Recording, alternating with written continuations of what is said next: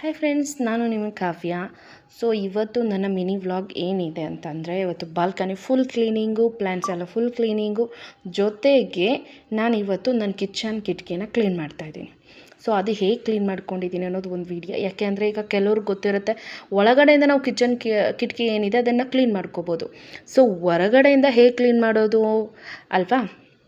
So task ನೋಡೋಣ. ಹೇಗೆ ಅಂತಂದರೆ, ಒಂದು ಸ್ವಲ್ಪ ನೀರನ್ನು ತೊಗೊಬೇಕು. ನೀರಿಗೆ ಸರ್ಫ್ ಪುಡಿ ಅಥವಾ ಕಾಲಿನ್ ಯಾವುದಾದ್ರೂ ತೊಗೋಬೋದು. ಲೆಂತಿಯಾಗಿರೋ ಸ್ಟಿಕ್ ಸಿಗುತ್ತೆ ಅಥವಾ ಮಾಪ್ ಸಿಗುತ್ತೆ ಅಥವಾ ಬ್ರಷಸ್ ಸಿಗುತ್ತೆ. ಸೊ ನಾನು ಬ್ರಷ್ ತೊಗೊಂಡಿದ್ದೀನಿ, ಯೆಲ್ಲೋ ಕಲರ್ ಬ್ರಷು. ಸೊ ಇದು ಧೂಳು ಉದುರಿಸೋ ಬ್ರಷು. ಇದನ್ನು ಒಂದು ಸಣ್ಣ ಬಕೆಟ್ಗೆ ಏನು ಸರ್ಫ್ ಪುಡಿ ಅಥವಾ ಕಾಲಿನ್ ಹಾಕ್ಕೊಂಡಿರ್ತೀವಿ, ನಾನು ಕಾಲಿನ್ ಯೂಸ್ ಮಾಡಿದ್ದೆ, ಸ್ವಲ್ಪ ಸರ್ಫ್ ಪುಡಿ ಯೂಸ್ ಮಾಡಿದ್ದೆ.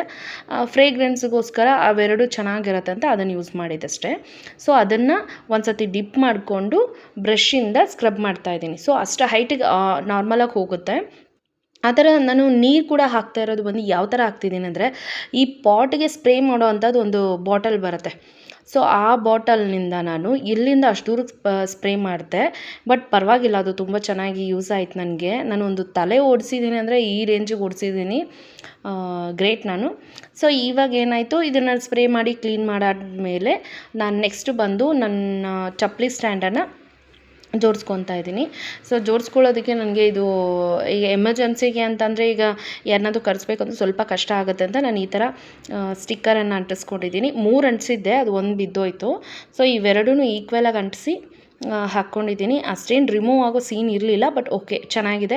ಇವತ್ತಿನವರೆಗೂ ಅದೇನು ಪ್ರಾಬ್ಲಮ್ ಆಗಿಲ್ಲ. ನಾನು ಇದನ್ನು ಅಂಟಿಸಿ ತುಂಬ ದಿನ ಆಗಿದೆ, ಲೈಕ್ 1 ತಿಂಗಳ ಹತ್ರ ಆಗಿದೆ. ಚೆನ್ನಾಗಿದೆ.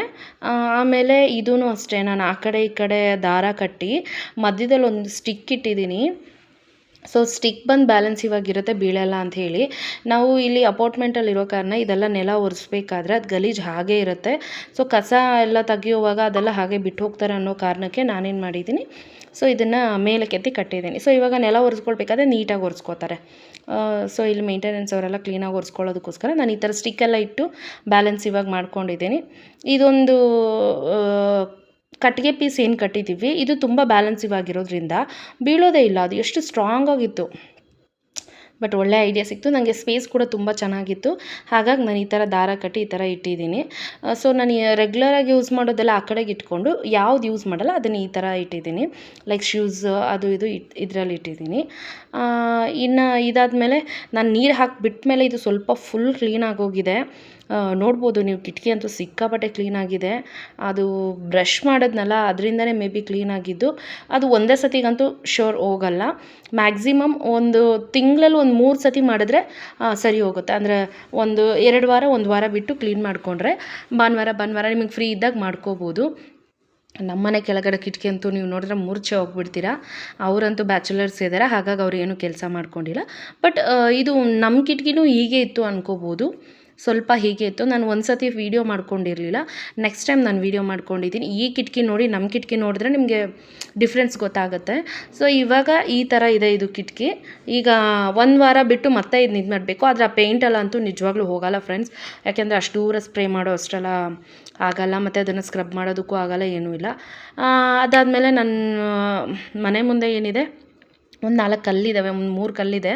ಈ ಕಲ್ಲನ್ನು ಏನಾದರೂ ಮಾಡೋಣ ಅಂತ ಒಂದು ಐಡಿಯಾಗೆ ಸೈಡಿಗೆ ಎತ್ತಿಟ್ಕೊಂಡಿದ್ದೀನಿ. ಅಂದರೆ ಪಾಟ್ ಕೆಳಗಡೆ ಇಟ್ಕೋಬೋದು. ಬಾಲ್ಕನಿಯಲ್ಲಿ ಪಾಟ್ಸ್ ಗಿಟ್ಸ್ ಇರ್ತೀವಿ ಅಂದರೆ ಯೂಸ್ ಆಗುತ್ತೆ. ಅದಾದಮೇಲೆ ನಾನು ಇದನ್ನು ಮಾಯ ಮಾಡೋಕ್ಕೆ ಟ್ರೈ ಮಾಡಿದೆ, ಮಾಯ ಆಗಲೇ ಇಲ್ಲ ಫ್ರೆಂಡ್ಸ್. ತುಂಬ ಬೇಜಾರಾಯಿತು. ಆಮೇಲೆ ಬಾಲ್ಕನಿಗೆ ಬಂದೆ. ಸೊ ಬಾಲ್ಕನಿಗೆ ಬಂದುಬಿಟ್ಟು ಅಲ್ಲಿಂದ ಮೈ ಮಾಡಿ ಇಲ್ಲಿ ಹಾಕೋಣ ಅಂದ್ಕೊಂಡೆ, ಎತ್ತಿಡಬೇಕಲ್ಲ, ಕಷ್ಟ ಆಗುತ್ತೆ ಅಂದ್ಬಿಟ್ಟು ಬಿಟ್ಬಿಟ್ಟೆ. ಸೊ ಇದಾಯಿತು. ನನ್ನ ಪಾಟ್ಸ್ ಎಲ್ಲ ಸರಿ ಮಾಡಿ ಇಟ್ಬಿಟ್ಟಿದ್ದೀನಿ. ಲೈಕ್ ಎಲ್ಲ ಜೋಡಿಸಿ ಅದೆತ್ತಿ ಇಲ್ಲಿಟ್ಟು ಮತ್ತು ಇದೆಲ್ಲ ಜೋಡಿಸಿ